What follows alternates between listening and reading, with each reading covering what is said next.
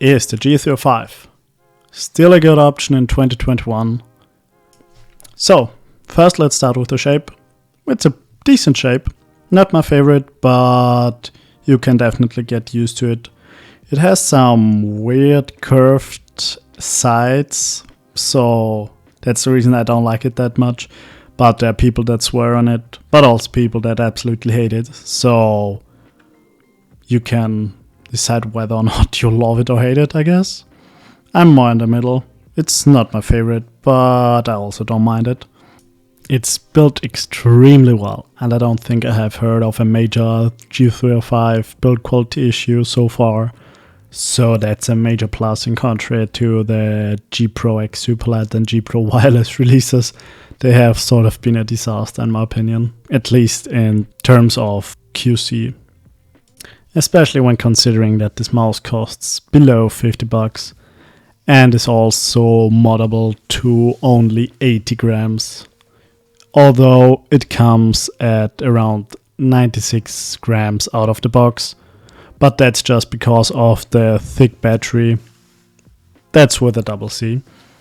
But you can easily change this with a AAA battery and an adapter or some tinfoil. So that's pretty easy. What's also pretty good is the sensor.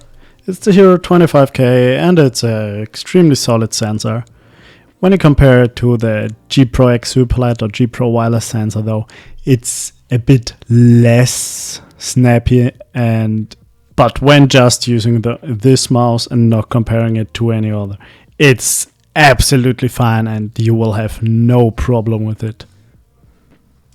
The battery life is phenomenal. I mean, you also put a battery in, but still, it's a pretty efficient mouse, and I haven't even swapped the battery out once because it's just pretty decent battery life.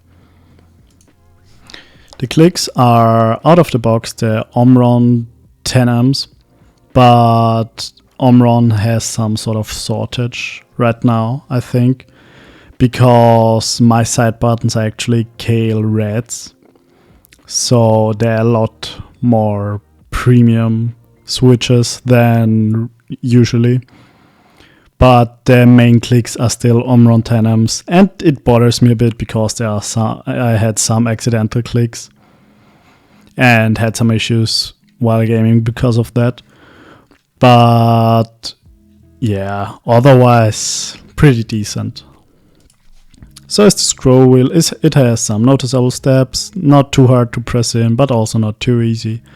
And so is the DPI button, nothing major there. Last but not least, let's talk about the feet situation. The feet are out of the box, they're black, weird old mouse feet that you used on those pre-2019 or 2018 mice. And yeah, they are definitely not up to today's standards.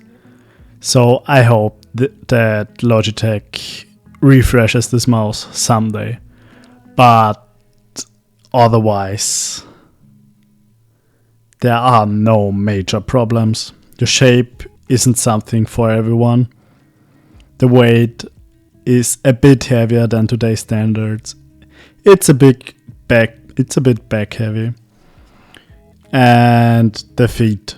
But otherwise, I don't really have any problems with this mouse. And I would definitely use it as a daily driver if I had to. So, in conclusion, is it still a great mouse and should you still buy it? It's still a good mouse, not a great one, because there have been some major budget mouse releases this year and last year. But if you want a cheap and good wireless mouse, this is still one of the only solid options. And a major plus point would also be that you can easily shape mod this mouse, because there are so many shape mods out there. And that's the dream. And for me, that's the dream. With that said, have a nice day, stay home, stay safe, cheerio.